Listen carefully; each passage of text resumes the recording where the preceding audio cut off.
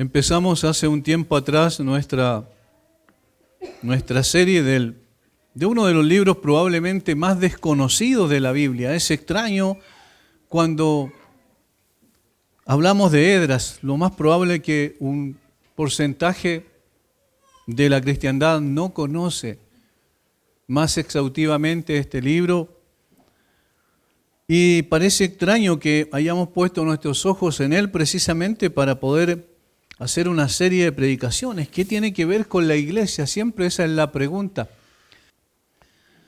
Y Esdras es uno de los libros más hermosos, así como Nehemías, así como Malaquías, que habla de un pueblo que volvió de la esclavitud, de la cautividad, que durante 70 años estuvieron en ese lugar en Babilonia por causa de sus pecados. El Señor ejerció disciplina con su pueblo porque nunca lo iba a abandonar, sin embargo siempre tenía que extender sus manos para poder disciplinarlo, para poder purificarlo, para poder quitar esa tendencia tan natural y propia del corazón del pueblo de volverse tras dioses paganos. Y entonces el Señor lo envió a Babilonia con ese objetivo y ese propósito. Una vez cumplidos los 70 años, conforme a la profecía de Jeremías, entonces el Señor volvió otra vez a su pueblo, lo restauró a su lugar, no solo física y geográficamente como hemos visto, sino también y en esencia en términos espirituales, a una restauración de la comunión con el Dios verdadero. Y esto se daría alrededor de un elemento físico, que era el templo, la restauración o la reconstrucción del templo. Sin embargo, en el proceso encontraron dificultades, como siempre es así, la obra de Dios encuentra dificultades en el momento en que alguien quiere trabajar para servir al Señor, encuentra obstáculos en el camino. En el momento en que la iglesia vuelve a la palabra y quiere estar bajo la palabra solamente, vivir en función de ella y entender que es edificada por ella, entonces se encuentran dificultades en el camino. Pero el Señor no abandona a los suyos, sino que interviene. Es lo que normalmente se le denomina la providencia divina. Dios providencialmente obra en circunstancias particulares para poder otra vez restaurar a su pueblo y reedificarlo conforme a su propósito original. Y es así. En cada libro que nosotros vemos de la Biblia siempre hay dos cosas. Uno, el pecado del hombre, otro, la misericordia de Dios y el resultado de eso, la aplicación de esa misericordia para con su pueblo, que es la restauración y la edificación nuevamente de un pueblo para sí. Y esto también es significativo desde la perspectiva de que todos los avivamientos que nosotros encontramos en la Biblia y encontramos en la historia de la iglesia siempre empiezan de la misma manera y comienzan con colocar la palabra de Dios bien arriba. Dios guía a su iglesia por medio de su palabra. Dios edifica a su iglesia por medio de su palabra. Y entonces su pueblo tiene que estar bajo la autoridad de su palabra. Cuando el pueblo peca, cuando la palabra queda de lado o es superficializada. Cuando el pueblo vuelve otra vez a la santidad y a ser guía y alumbra antorcha que alumbra el lugar oscuro en medio de esta sociedad, es cuando el pueblo se coloca bajo la palabra de Dios. Todo verdadero avivamiento genuino tuvo su origen en la prominencia de la palabra de Dios en medio de su pueblo. Conocido es, por ejemplo, el avivamiento en tiempo de Nehemías, producido por la exposición de la palabra a todos aquellos que podían entender. Nehemías 8. El mismo Esdras, se coloca de pie, toma el libro, la gente le pide, por favor traigan el libro, y entonces lo coloca sobre un púlpito de madera, dice. Y él comienza a predicar lo que había allí, no solo exponiendo lo que decía, sino explicando a través de los levitas que estaban ahí, que le ayudaron para poder hacer entender a la gente la palabra de Dios. ¿Y qué pasó? ¿Cuál fue el resultado? Las personas empezaron a llorar, dice, porque entendían que habían pecado contra el Señor y debían ser restaurados en su comunión con Él. Pero al mismo tiempo empezaron a gozarse porque era la fiesta de los tabernáculos y entonces era una fiesta de gozo y de alegría y debían celebrarla también de esa misma manera, pero todo eso fue despertado por la exposición de la palabra. El caso del rey Josías es también muy notorio y significativo al respecto. Segunda de Crónicas, capítulo 34, versículos 14, 18 al 21 y varios otros versículos que quiero que vayamos a ver, nos ayuda también a entender que aquí hubo igualmente un avivamiento extraordinario en medio del pueblo, pero que fue producto de que Dios intervino por medio de su palabra nuevamente. Segunda de Crónicas 34, 14. Josías manda a restaurar el templo, las paredes del templo que estaban complicadas por el paso del tiempo. Y dice, y al sacar el dinero que había sido traído a la casa de Jehová, el sacerdote Hilcías halló, quiero decir, el libro de la ley de Jehová dada por medio de Moisés. Versículo 18. Además de esto, declaró el escriba Safán al rey diciendo, el sacerdote Hilcías me dio un libro. Y leyó Safán en él delante del rey. Noten que solamente leyó. Luego que el rey oyó las palabras de la ley, rasgó sus vestidos en expresión de humillación, en expresión de arrepentimiento. Y mandó Hilcías y a Hicam, hijo de Safán, y a Abdón, hijo de Micaía, y a Safán, escriba, y a Asaías, siervo del rey, diciendo, andad, consultad a Jehová por mí, por el remanente de Israel y de Judá, acerca de las palabras del libro que se ha hallado, porque grande es la ira de Jehová que ha caído sobre nosotros por cuanto nuestros padres no guardaron la palabra de Jehová para hacer conforme a todo lo que está escrito en este libro. El impacto que causó la lectura de la palabra de Dios en el corazón de Josías fue extraordinario. Este hombre fue transformado por esa lectura, simplemente sin siquiera una explicación del mismo, pero él entendió que el pueblo había pecado gravemente, que sus padres habían pecado gravemente y por eso la condición de ese momento en la cual se encontraba el pueblo. Versículo 26. Dios respondió a través de una sierva de él. Mas el rey de Judá que os ha enviado a consultar a Jehová, así le diréis, Jehová el Dios de Israel ha dicho así, por cuanto oíste las palabras del libro, y tu corazón se conmovió, y te humillaste delante de Dios al oír sus palabras sobre este lugar, sobre sus moradores, y te humillaste delante de mí, y rasgaste tus vestidos y lloraste en mi presencia, yo también te he oído, dice Jehová. Noten cómo no solo escuchó, sino también fue transformado de una manera significativa, fue humillado, reconoció su pecado y se humilló delante del Señor. Y aquí yo te recogeré con tus padres y serás recogido en tu sepulcro en paz y tus ojos no verán todo el mal que yo traigo sobre este lugar y sobre los moradores de él. Y ellos refirieron al rey la respuesta. Entonces el rey envió y reunió a todos los ancianos de Judá y de Jerusalén y subió el rey a la casa de Jehová y con él todos los varones de Judá y los moradores de Jerusalén, los sacerdotes, los levitas y todo el pueblo del mayor hasta el más pequeño, y leyó a oído de ellos todas las palabras del libro del pacto que había sido hallado en la casa de Jehová. Y estando el rey en pie en su sitio, hizo delante de Jehová pacto de caminar en pos de Jehová y de guardar sus mandamientos, sus testimonios y sus estatutos con todo su corazón y con toda su alma, poniendo por obra las palabras del pacto que estaban escritas en aquel libro. ¿Y qué sucedió como consecuencia? Hubo un avivamiento extraordinario, una reforma total en la manera de vivir de todo el pueblo de Israel en ese tiempo, porque su rey fue impactado por la palabra. Cuando las cosas no vienen mal en la iglesia, el Señor vuelve a decir, vuelvan a la palabra. Vuelvan a la palabra, solamente a la palabra, porque allí está la única verdad que Dios ha revelado para poder transformar su iglesia y para poder edificar su iglesia. Eso pasó en el tiempo de la reforma. Volver a las fuentes era el llamado que se hizo. Y volvieron a las fuentes originales y encontraron las Escrituras y todo cambió.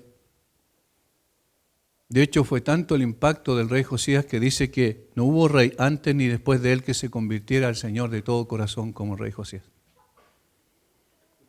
Y esto fue producto de la exposición de la palabra de Dios a su vida y al pueblo, porque Dios habla, sigue hablando, así como habló en el pasado, sigue hablando para que su pueblo sea restaurado, producto de la exposición a lo que Él ha revelado en su palabra.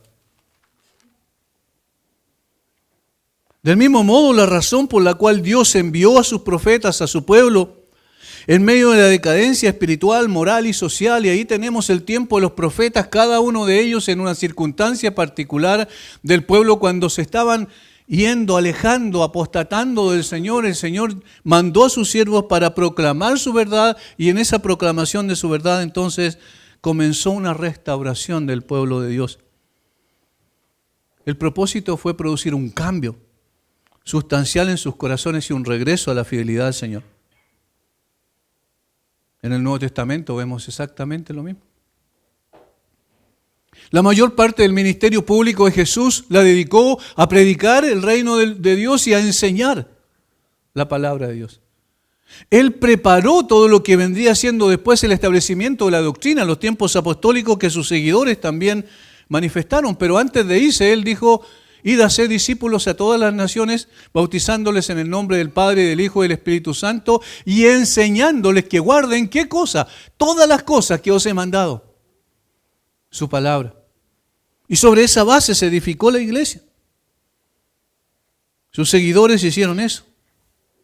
Y el apóstol Pablo dice que el Señor determinó salvar a los creyentes por la locura de la predicación de la palabra de Dios.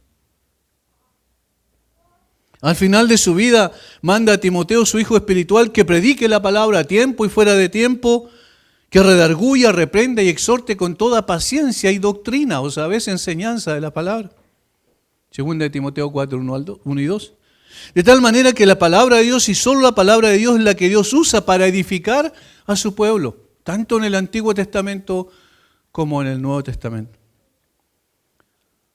Cuando los judíos regresaron de Babilonia con el expreso propósito de reedificar el templo en Jerusalén como un símbolo de la restauración espiritual y nacional de Israel, se encontraron con la firme oposición de sus enemigos, que con sus argucias legales lograron detener el trabajo. Capítulo 4 de Esdras, versículo 24, el último versículo del capítulo, noten lo que dice allí. Entonces cesó la obra de la casa de Dios que estaba en Jerusalén y quedó suspendida hasta el año segundo del reinado de Darío el persa. Cuando ellos volvieron, al año siguiente, versículo 8 del capítulo 3, en el año segundo de su venida a la casa de Dios, es decir, al segundo año de que regresaron, ellos se dieron a la tarea con entusiasmo, como hemos visto también en los versículos 9 hasta el 13, para poner los fundamentos, los cimientos de la casa de Dios que iba a ser el templo que Dios había enviado a reedificar en Jerusalén, y se entusiasmaron y comenzaron a hacer actos de adoración extraordinarios a Dios, de una devoción sincera, probablemente. Sin embargo, esta devoción empezó a enfriarse cuando la oposición llegó. A pesar de que en principio enfrentaron también la oposición de una manera correcta, en el capítulo 4, versículo 2 y 3. Hablamos del año 534 a.C., más o menos, donde se detuvo la obra. Entonces cesó la obra de la casa de Dios que estaba en Jerusalén. Pero ahí hay un adverbio de tiempo en el versículo 24 que nos conecta con el capítulo 5, versículo 1.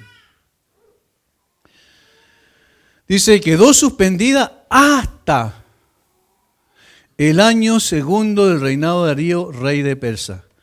Estamos hablando del año 520 a.C., particularmente septiembre del 520 a.C., En otras palabras, la obra de Dios fue abandonada durante 14 años.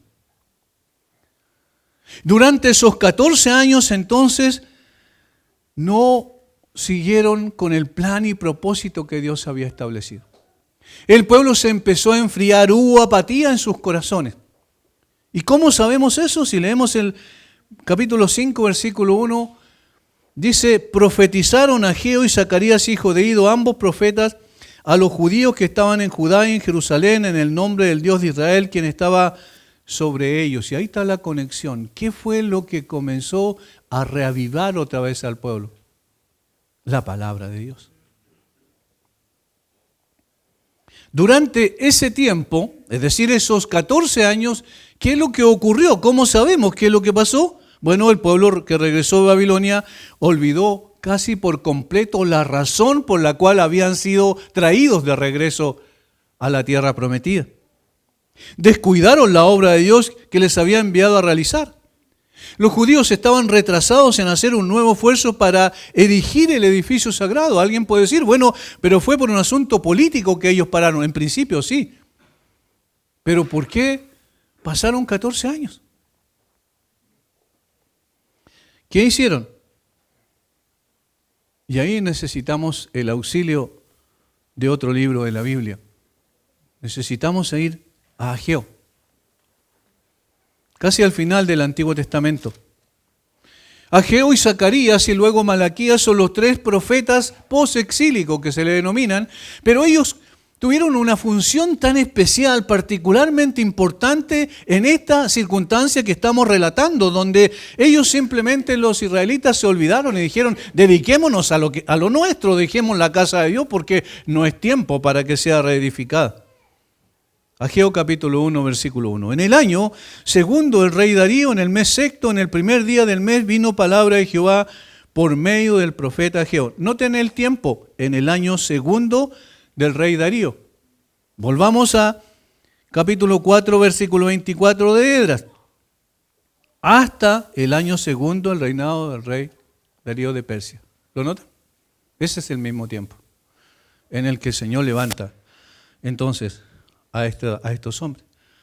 Vino palabra de Jehová por medio del profeta Ageo a Zorobabel, hijo de Salatiel, gobernador de Judá, y a Josué, hijo de Josadac, sumo sacerdote, diciendo, así ha hablado Jehová de los ejércitos, diciendo, este pueblo dice, no ha llegado aún el tiempo de que la casa de Jehová sea reedificada. ¿Quién determina cuándo es el tiempo de que Dios edifique su obra?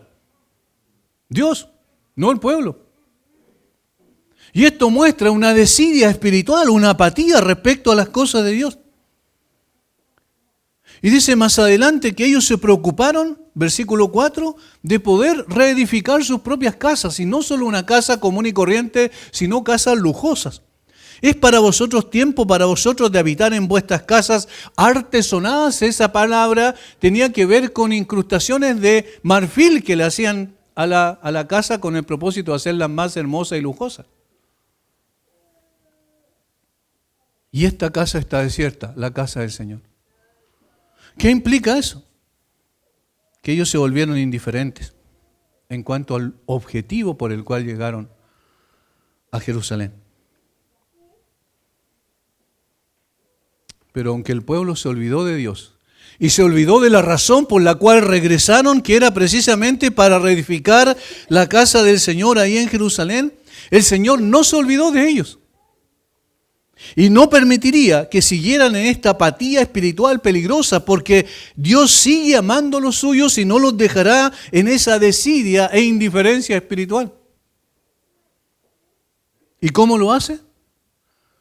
Dios interviene, y esto es lo primero que vamos a ver. Dios interviene revelando su palabra. El pueblo estaba, para usar una metáfora, en oscuridad espiritual en ese tiempo. Dediquémonos a lo nuestro, ¿qué importa lo otro? Si va a llegar el tiempo en que volvamos otra vez a reedificar la casa de Dios, pero no es el tiempo, sigamos con lo nuestro. Y el Señor manifiesta su mano poderosa, pero por medio de su palabra. En el verso 1 del capítulo 5 de Esdras tenemos una descripción sucinta de lo que Dios hizo para despertar a su pueblo. Dice que profetizaron Ageo y Zacarías a los judíos que estaban en Judá y en Jerusalén. Pero hay algo significativo aquí. Estos hombres no se levantaron porque se les ocurrió de la noche a la mañana y dijeron, qué terrible, miren, la casa del Señor está desierta, mientras nosotros estamos reconstruyendo nuestras casas incluso con cosas lujosas y caras. No se les ocurrió a Ageo y Zacarías, no. Miren lo que dice el texto bíblico en Esdras 5:1. A los judíos que estaban en Jerusalén profetizaron esto a Ageo y Zacarías en el nombre del Dios de Israel, quien estaba sobre ellos. ¿No es significativo eso? En otras palabras, es Dios el que interviene. Dios es el que toma la iniciativa para intervenir en medio de la situación compleja en la cual se encontraba su pueblo. Dios iba a volverlos otra vez a la fidelidad a Él, pero por medio de la intervención de Él, a través de la revelación de su palabra en esas circunstancias específicas. En el nombre del Dios de Israel, quien estaba sobre ellos. Eso es lo que dice nada más el capítulo 5, versículo 1. Pero lo que no dice es lo que sí dice Ageo. Y por eso necesitamos otra vez ir a ese libro para poder ver qué es lo que sucedió. Y hermanos, aquí hay algo extraordinario. Este es un libro pequeño, no tiene mucho contenido. Sin embargo, siendo un libro pequeño, en 24 ocasiones se reitera que es la palabra de Dios la que se revela por medio de sus profetas. En 24 ocasiones, solo miremos alguna de ellas. Versículo 1, en el año segundo del rey Darío, en el mes sexto, en el primer día del mes, vino palabra de Jehová. Noten que el origen es Dios mismo. Vino palabra de Jehová por medio del profeta Ageo y Zorobabel, a Zorobabel y a Josué. Versículo 2, así ha hablado Jehová. Versículo 3, entonces vino palabra de Jehová. Versículo 5, pues así ha dicho Jehová. Versículo 7, así ha dicho Jehová. Versículo 8, al final, ha dicho Jehová. Versículo 9, ¿por qué? ¿Por qué? Dice Jehová de los ejércitos. Versículo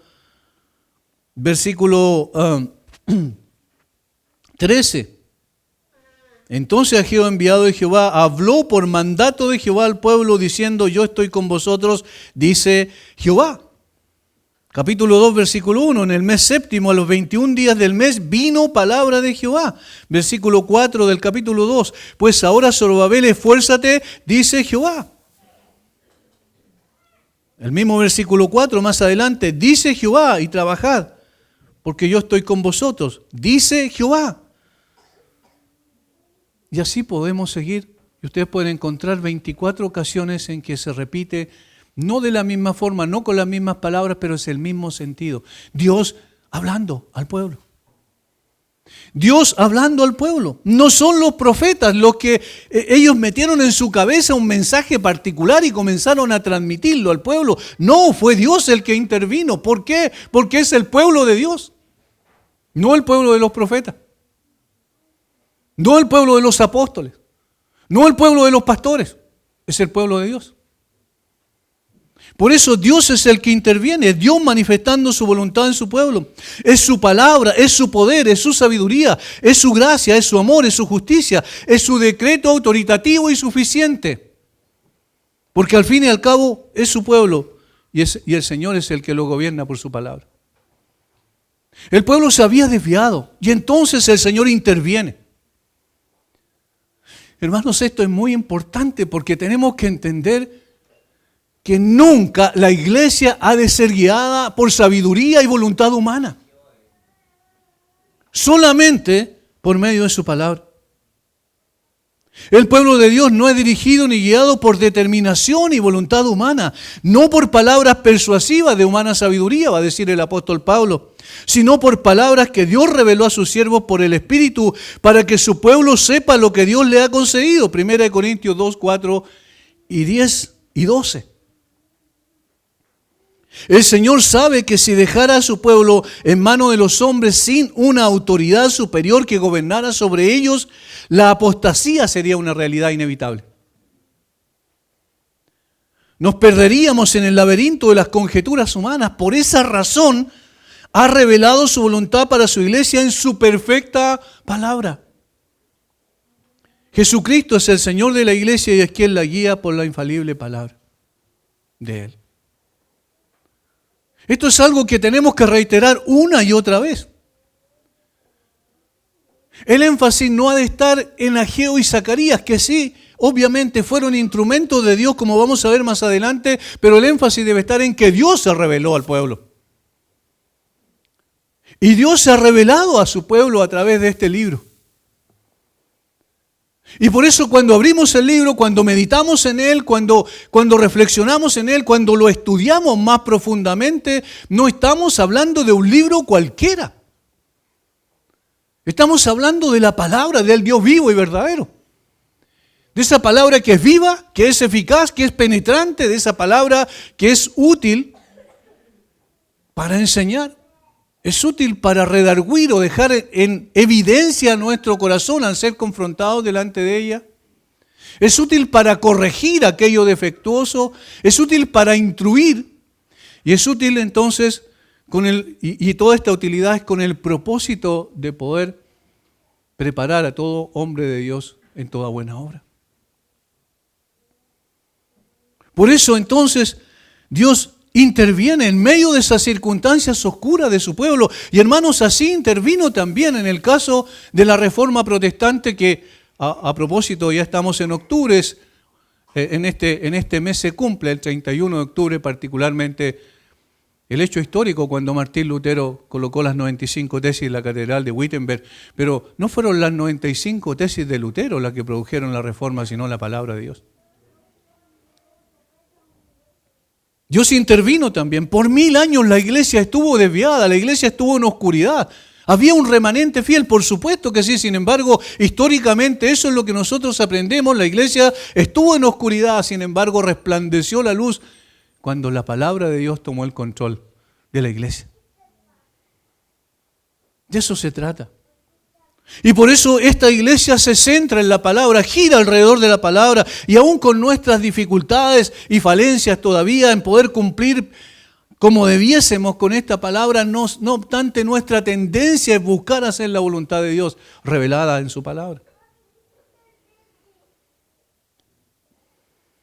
Ahora, esto significa que el hombre no tiene ninguna participación. Sí, hay participación. Y esto es lo segundo.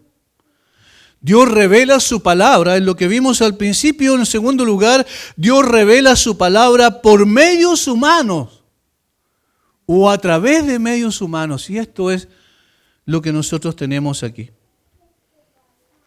Si vamos a Esdras nuevamente, vamos a encontrar que eso es lo que Dios hizo. Profetizaron Ageo y Zacarías. Profetizaron Ageo y Zacarías, ambos profetas. ¿Qué es lo que eran los profetas?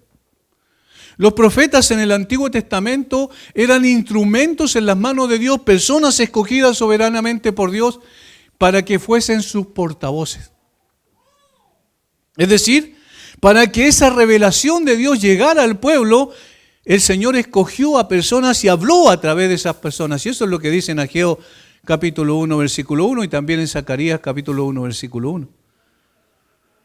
En el año segundo del rey Darío, en el mes sexto, en el primer día del mes, vino palabra de Jehová por medio, ahí está, por medio del profeta Ageo a Zorobabel, hijo de Salatiel, gobernador de Judá, y a Josué, hijo de Josadac, por medio de ellos.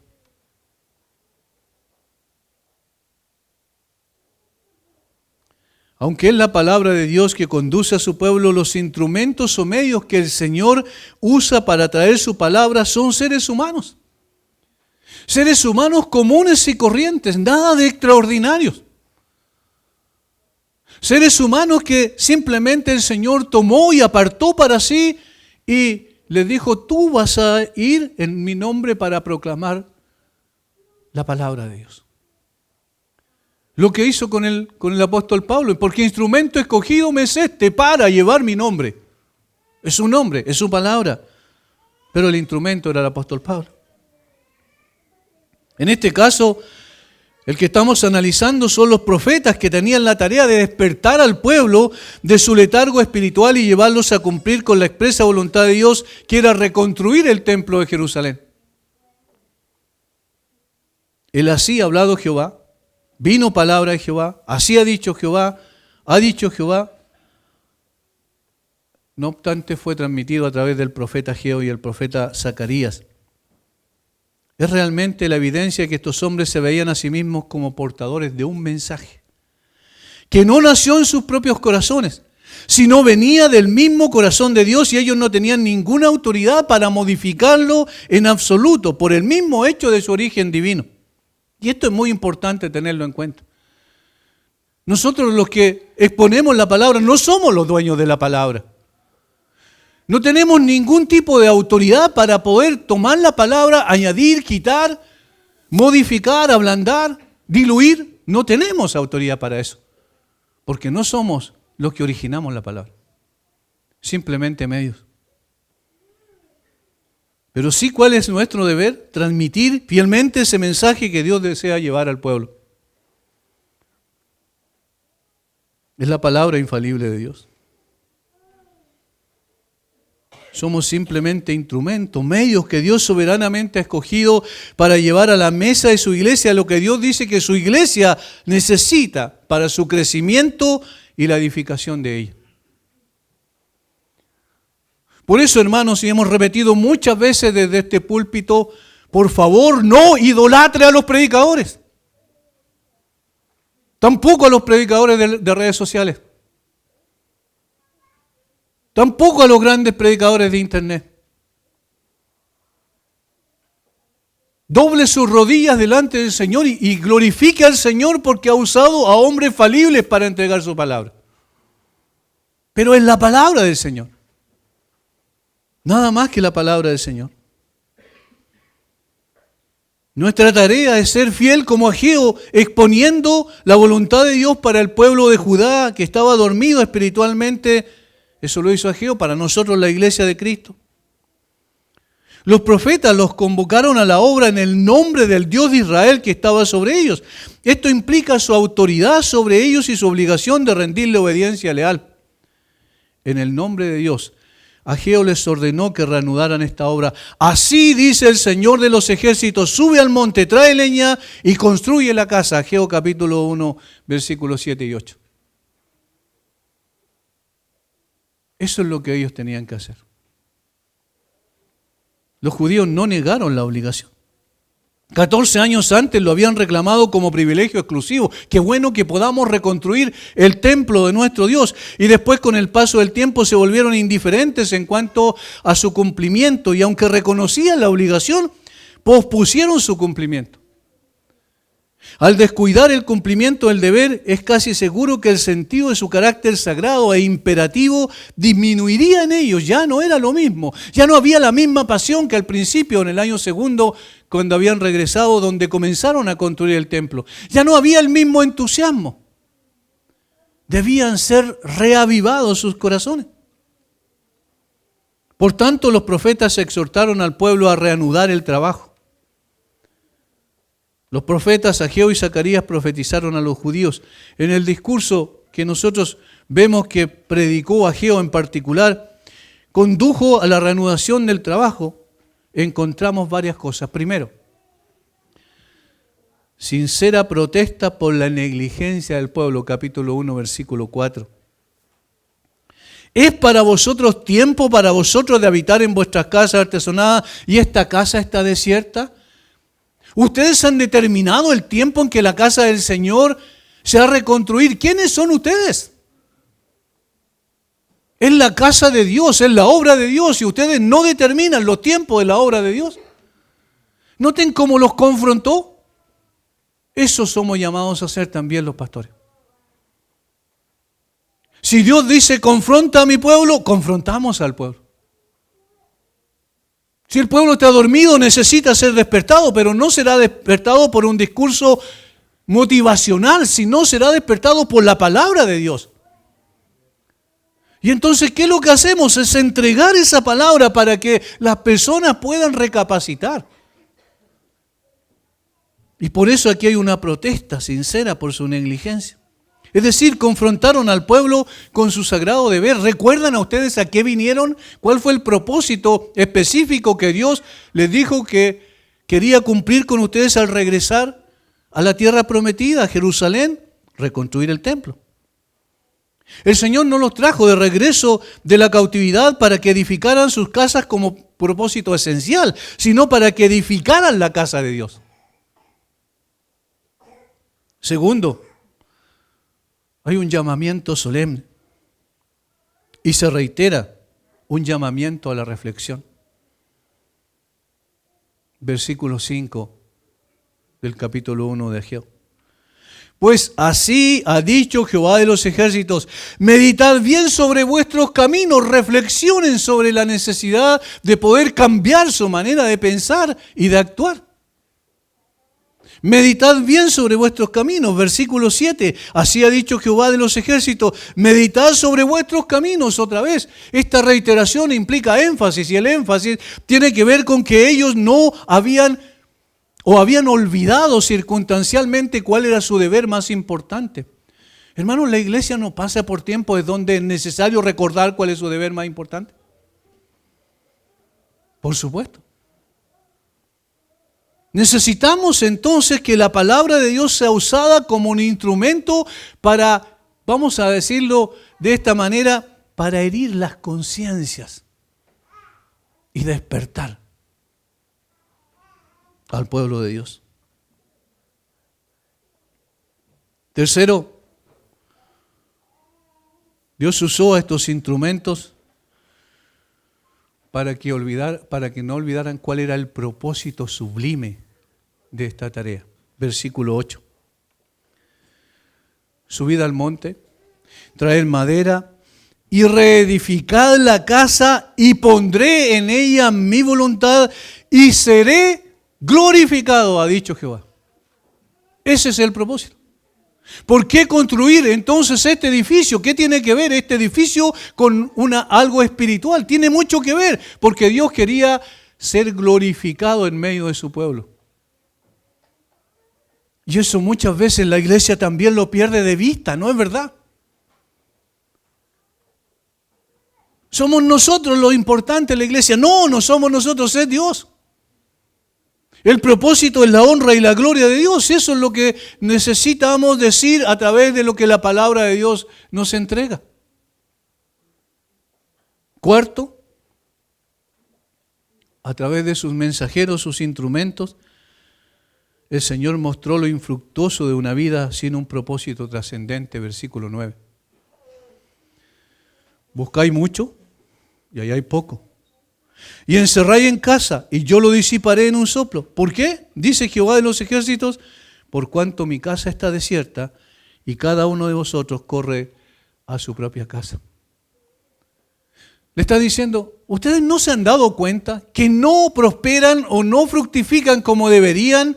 Y todo lo que hacen es en vano. ¿Por qué? Porque han olvidado el propósito trascendente de cumplir con la voluntad de Dios. Finalmente, el Señor anima al pueblo para volver a involucrarse en la tarea de construir el templo. Versículo 12, y oyó Zorobabel, hijo de Salatiel, y Josué, hijo de Josadac, sumo sacerdote y todo el resto del pueblo, la voz de Jehová su Dios. Miren, no dice la voz de Ageo. La voz de Jehová su Dios y las palabras del profeta Ageo. ¿Ven cómo ahí está el origen y el instrumento, el medio? Como le había enviado Jehová su Dios y temió el pueblo delante de Jehová. Logró su objetivo. Había un impacto en el corazón de estas personas. De tal manera que Dios levanta sus instrumentos humanos para que su voluntad sea hecha en su pueblo. Y esto nos lleva al tercer al tercer punto. Volvamos otra vez a Esdras. Capítulo 5, versículo 2. Miren lo que dice en el versículo 2 y este enlace que se produce del versículo 1 al 2 es interesante. ¿Entonces qué? Entonces después de que fue predicada la palabra, de que Dios reveló su palabra, a través de sus instrumentos humanos. Entonces se levantaron Zorobabel, hijo de Salatiel, el gobernador, y Jesúa, hijo de Josadac, o Josué, es lo mismo, y comenzaron a reedificar la casa de Dios que estaba en Jerusalén, y con ellos los profetas de Dios que les ayudaban. Comenzaron a reedificar la casa de Dios. Y esto es lo tercero. Dios revela su palabra por medios humanos para cumplir sus propósitos. Dios revela su voluntad por medios humanos para cumplir sus propósitos. Comenzaron a reedificar la casa de Dios. Fue Dios quien inspiró a los profetas y quien animó el espíritu de los líderes y del pueblo judío a reanudar la obra. Dice en Ageo nuevamente, vamos ahí, versículo 13 y 14. Entonces Ageo, enviado de Jehová, habló por mandato de Jehová al pueblo diciendo: yo estoy con vosotros, dice Jehová. Y despertó Jehová el espíritu de Zorobabel, hijo de Salatiel, gobernador de Judá, y el espíritu de Josué, hijo de Josadac, sumo sacerdote, y el espíritu de todo el resto del pueblo, y vinieron y trabajaron en la casa de Jehová de los ejércitos, su Dios. ¿Quién despertó a estos hombres, líderes del pueblo, el líder político, el líder espiritual, el sumo sacerdote y todo el pueblo? ¿Quién despertó al pueblo de Dios? Dios. Por medio de su palabra, usando instrumentos humanos. ¿Cuál era el propósito de Dios? Que se reedificara el templo. Y entonces el Señor despertó el espíritu de estos hombres y vinieron y trabajaron en la casa de Jehová de los ejércitos, su Dios. Todos, hermanos, todos los santos deseos, todos los buenos consejos, todas las obras justas proceden de Dios. Él es el gran maestro constructor de su propia iglesia. Dijo él: yo edificaré mi iglesia.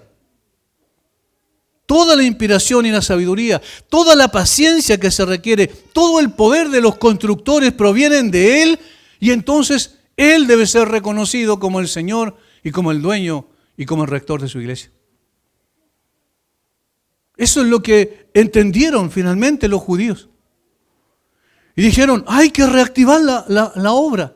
Necesitamos volver otra vez para que el propósito inicial de Dios se cumpla. Y eso es extraordinario, porque esto nos enseña que Dios nunca deja a media su obra. La cumple finalmente. Tanto globalmente como iglesia, como personalmente con cada uno de nosotros. Porque el que comenzó la buena obra, la perfeccionará hasta el día de Jesucristo. Todo lo que se hizo bajo la atenta mirada de Dios. Yo quiero que veamos el versículo 5 del capítulo 5 de Esdras, porque es maravilloso. La primera frase es significativamente importante y podríamos estar hablando toda la mañana sobre esto, pero obviamente el tiempo no nos alcanza. Sin embargo, miren lo que dice el versículo 5. Cuando ya empezó otra vez a haber cierta oposición, dice: mas los ojos de Jehová, Dios, estaban sobre los ancianos de los judíos y no les hicieron cesar hasta que el asunto fuese llevado a Darío, y entonces respondieron por carta sobre esto. La primera parte: mas los ojos de Jehová estaban sobre los ancianos de los judíos y no le hicieron cesar. Los ojos de Jehová, esta es una expresión maravillosa porque está diciendo que Dios estaba contemplando a su pueblo, en medio de su pueblo, por medio de su palabra, para no dejar que la obra se detuviera nuevamente. Hermanos, si Dios no está con nosotros, si no está entre nosotros, entonces estamos perdiendo nuestro tiempo. Moisés dijo: si tu presencia no ha de ir con nosotros, no nos saques de aquí. Dios está preocupado por su pueblo, hoy también. Todo se hizo bajo la atenta mirada del Señor, que no dejaría su obra inconclusa. ¿Qué implica esto? Al menos vamos a mencionar algunas cosas. Primero, el interés divino en la obra. El interés divino en la obra. La iglesia no es de factura humana. No nació por determinación humana. Y por tanto, siempre va a tener la mirada de aquel que le dio nacimiento, origen, que le estableció un propósito para ello y lo va a cumplir hasta que la lleve a su misma presencia. Dios es el que tiene interés en la obra en su iglesia. Dios está profundamente interesado en que su plan se lleve a cabo. Segundo, esto implica la supervisión divina de la obra. O sea, no solo Dios está diciendo que se haga la obra y tiene interés en la obra, sino que hay una supervisión permanente de Él en su obra.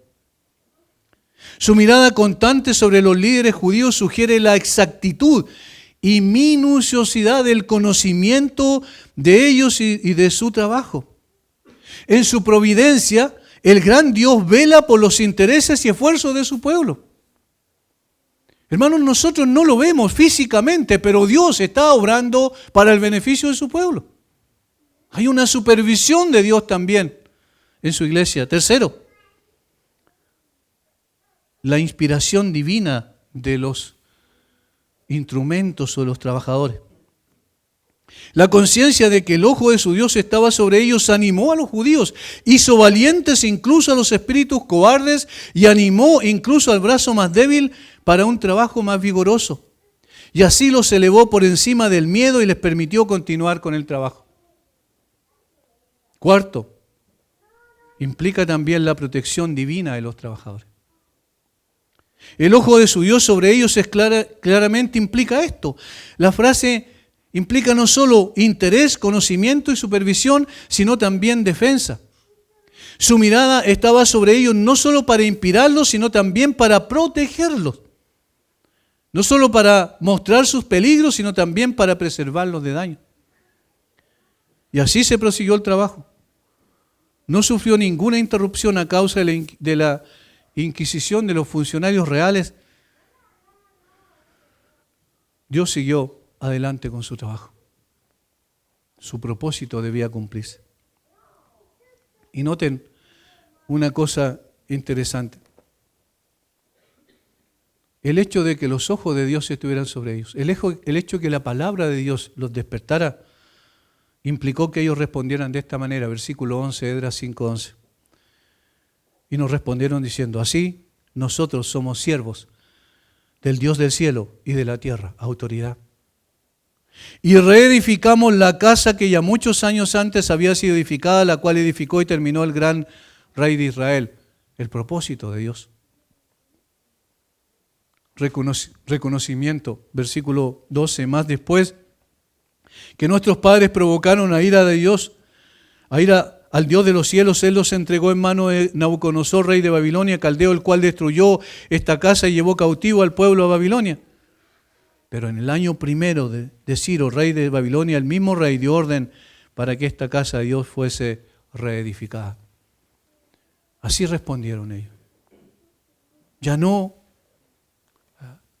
en forma cobarde, sino valientemente, porque el ojo de Dios estaba sobre su pueblo. Finalmente, versículo 14 del capítulo 5, y los ancianos de los judíos edificaban y prosperaban.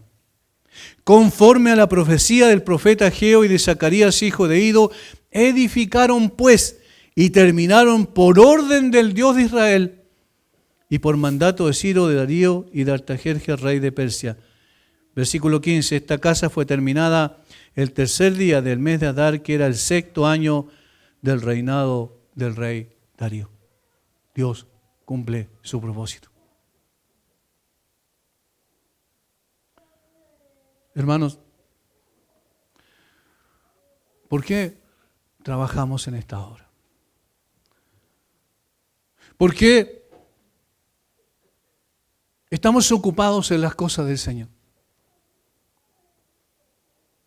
Porque sabemos que esta no es una empresa humana. Porque sabemos que esto no se le ocurrió a seres humanos que establecieron una especie de concilio y entonces definieron, vamos a hacer una religión, a través de todo el mundo la vamos a esparcir. No fue la idea del hombre. Porque es el Señor quien ideó el plan de redención antes de la fundación del mundo. Fue Él quien inspiró a hombres escogidos soberanamente para revelar, su palabra fiel. Fue Él quien escogió a Abraham y lo llamó para hacer un pacto eterno con él y su descendencia. Fue Él quien llamó a Moisés cuando la descendencia de Abraham estaba en esclavitud y lo usó como su instrumento para sacar a su pueblo de la esclavitud. Fue Él que lo condujo por el desierto y lo introdujo a la tierra prometida por medio de Josué. Fue Él quien llamó a David y lo constituyó en rey de su pueblo como prototipo del rey perfecto que vendría a cumplir su plan de redimir a su pueblo. Fue Él quien envió a su Hijo cuando el tiempo se cumplió para venir y buscar y salvar lo que se había perdido. Fue Él quien lo entregó para ser nuestro sustituto en la cruz conforme a su plan. Fue Él quien lo resucitó entre los muertos. Fue Él quien lo ascendió al cielo y lo sentó a su diestra. Fue Él quien envió su Espíritu para convencernos de pecado, de justicia y de juicio. Fue Él quien aplicó su gloriosa palabra a nuestro corazón para constituirnos en sus hijos para siempre. Es Él quien edifica su iglesia y conforma a cada creyente a la imagen de su Hijo. Fue Él quien nos glorificará y llevará a su presencia para siempre. Todo se trata de Él y es para Él, y por eso a Él sea la gloria por los siglos. Amén. Por eso estamos aquí. Somos su pueblo, somos su iglesia. Y Él la edifica por su palabra. Padre, gracias por hacernos entender, Señor, que hay un propósito sublime que tú cumplirás con tu iglesia. Muchas veces nosotros no tenemos fuerzas para seguir adelante. Pero tú eres el Todopoderoso. Tú nos has sostenido y nos sostendrás. Pasarán las generaciones y tu iglesia seguirá siendo tu iglesia. Los que estamos hoy no estaremos mañana, pero tú seguirás en medio de tu iglesia, porque tus ojos están sobre tu pueblo. Señor, qué maravilloso es saber que dependemos de ti y no de nuestras débiles y frágiles fuerzas. Qué maravilloso es saber que pertenecemos a la iglesia del Dios viviente, que es columna y baluarte de la verdad. Gracias, Señor. Gracias por despertar nuestro espíritu y nuestro corazón por tu bendita palabra. Señor, gracias porque tenemos esperanza cierta, segura, de que tú terminarás tu obra y tu plan y tu propósito se cumplirá perfectamente. Bendice a tu pueblo. Bendice a tu iglesia. En el nombre de Jesús. Amén.